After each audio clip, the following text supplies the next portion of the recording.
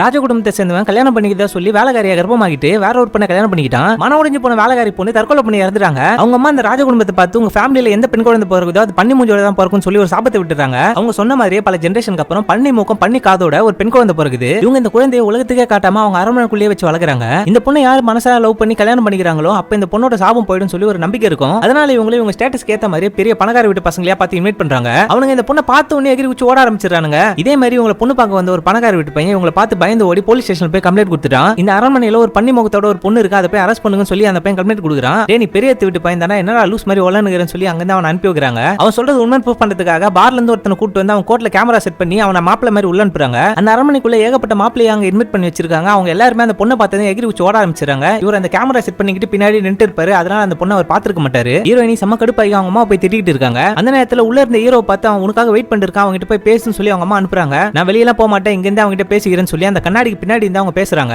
நான் உன்னை பார்க்கணும், நீ வெளியே வான்னு சொல்லி ஹீரோ கேட்கறான். நீ நாளைக்கு வா, நான் கண்டிப்பா வெளியே வந்து நிக்கிறேன்னு சொல்லி ஹீரோயினி அவன் அனுப்பி வைக்கிறாங்க. தினமும் இவங்க இப்படி கண்ணாடி வழியாவே பேசிக்கிறாங்க. ஹீரோக்கு ஹீரோயினோட முகத்தை பார்க்காமயே அவங்கள லவ் பண்ண ஆரம்பிச்சிருக்காரு. ஒரு நாள் ஹீரோயினி இவன் பார்க்கணுன்றதுக்காக ரூமுக்குள்ள வந்தாங்க. இவன் ஒருத்த மட்டும் தான் இவங்களை பார்த்ததுமே ரசிக்க ஆரம்பிச்சு அவங்க முகத்தை தொடணும்னு சொல்லி கிட்ட வந்தான். அந்த நேரம் பார்த்து அவன் கோர்ட்ல இந்த கேமரா ஸ்லிப் ஆக அவன் கேட்ச் பிடிக்கும் போது அவன் கெட்ட வார்த்தையை பேசிடுறான். ஹீரோயினி அவன் நம்மள தான் பார்த்து கெட்ட வார்த்தையில பேசிட்டான்னு சொல்லி அங்க இருந்து அவங்க கிளம்பி போயிட்டு அழ ஆரம்பிக்கிறாங்க. ஹீரோவும் கோர்ட்டுல இருக்கிற கேமராவை வெளியே சொல்ல முடியாம அங்க இருந்து சோகமா வெளியே போயிட்டாரு. இந்த பொண்ணுக்கு அரண்மனை வாழ்க்கை பிடிக்காம வெளி உலகத்தை பாக்குறதுக்காக முகத்துல துணியை சுத்திக்கிட்டு வெளியே வந்துட்டாங்க. அந்த பணக்கார வீட்டு பையன் இந்த பொண்ணோட ஒரிஜினல் போட்டோ கிடைக்காததுனால ஒரு கொடூரமான போட்டோ வரைஞ்சி இதே மாதிரி இருக்கிற ஒரு பொண்ணோட ஒரிஜினல் போட்டோவை நீங்க சென்ட் பண்ணீங்கன்னா $5000 பரிசு தரேன்னு சொல்லி ஒரு பேப்பர்ல நியூஸ் கொடுக்குறான். நம்மளை பத்தி ஏன் இவ்வளவு தப்பா பேசுறாங்கன்னு சொல்லி உங்களோட ஒரிஜினல் போட்டோவே அவங்க சென்ட் பண்ணி வைக்கிறாங்க. அந்த பொண்ணோட போட்டோ நியூஸ் பேப்பர்ல வந்ததுக்கு அப்புறம் அவங்க ரொம்ப ஃபேமஸ் ஆயிட்டாங்க. யாரும் அந்த பொண்ணை பார்த்த பயப்பில்ல எல்லாருமே அவங்க கிட்ட வந்து போட்டோ எடுக்கணும்னு ஆசைப்பட்டாங்க. அவங்க எல்லாருமே ஒரு செலிபிரிட்டி மாதிரி கொண்டாட ஆரம்பிச்சாங்க. அந்த பணக்காரனோட அப்பா, டேய் மகனே நான் சொன்னா கேளு, அந்த பொண்ணு இப்ப செம்ம ஃபேமஸா இருக்கா, அந்த பொண்ணை போய் நீ கல்யாணம் பண்ணிக்கோ, கொஞ்ச நாள் கழிச்சு அந்த பொண்ணை டைவர்ஸ் பண்ணி விட்டு, ஆனா அந்த கொஞ்ச நாள்ல நீ நிறைய சொத்துக்கு அதிபதி ஆயிடலாம்னு சொல்லி ஒரு பிளான கொடுக்குறான். இவன் அவங்க அப்பன் சொன்ன மாதிரி அந்த பொண்ணை ப்ரப்போஸ் பண்றான். இவனுக்கு அந்த பொண்ணை சுத்தமா பிடிக்கல. இவன் ஃபேமஸ்க்காகவும் அந்த பணத்துக்காக மட்டும் தான் ஆசைப்பட்டு இந்த மாதிரி ஒரு வேலையை செய்யறான். இந்த விஷயம் அந்த பொண்ணோட குடும்பத்துக்கு தெரியாது. நம்மளோட பொண்ணோட சாபம் போயிட்டு அவ அழகா மாறினா போதுன்ற ஒரே நோக்கத்துக்காக மட்டுமே கல்யாண ஏற்பாடுகள்லாம் செய்ய ஆரம்பிக்கிறாங்க.